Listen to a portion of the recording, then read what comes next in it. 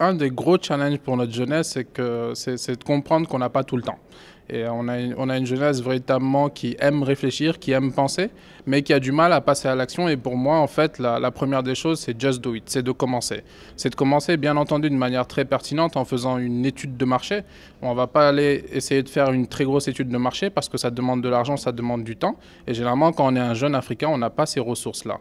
Donc, c'est de commencer à une petite échelle et ensuite de voir en fonction de la progression de son activité, comment est-ce qu'on peut intégrer les autres points, les autres challenges, comme le challenge des ressources humaines, comme l'intégration de nouveaux services, parce qu'il faut rester à la pointe de l'innovation.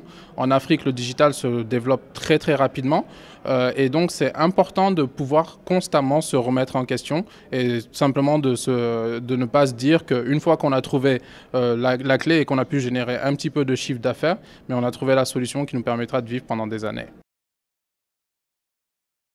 Les infrastructures sont un challenge, mais tout dépend du pays dans lequel on se trouve. Il y a des pays qui sont beaucoup plus avancés. Aujourd'hui, au Sénégal, on a vraiment cette chance d'avoir un accès à l'Internet, que ce soit en mode 3G ou la DSL, qui est tout à fait satisfaisant. Dans des pays comme la Côte d'Ivoire aussi. Dans d'autres pays comme le Niger et le Burkina, il y a quand même un challenge à ce niveau qui sera amélioré.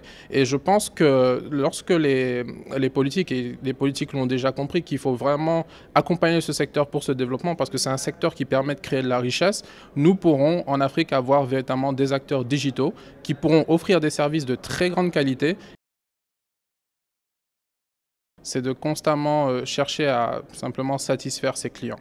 Pour moi, c'est un conseil de taille parce que la satisfaction client, c'est ce qui nous permet d'améliorer notre process, c'est ce qui nous permet d'améliorer nos services, c'est ce qui nous permet d'améliorer notre service client et c'est ce qui permet de générer des revenus en fait. Et c'est cette satisfaction client qui va nous permettre aussi de pouvoir en interne essayer de renforcer les compétences de nos collègues, renforcer nos propres compétences et qui nous permettra d'avoir non plus une vision à court terme, mais une vision à moyen terme et à long terme. Et c'est ça qui est important pour une entreprise.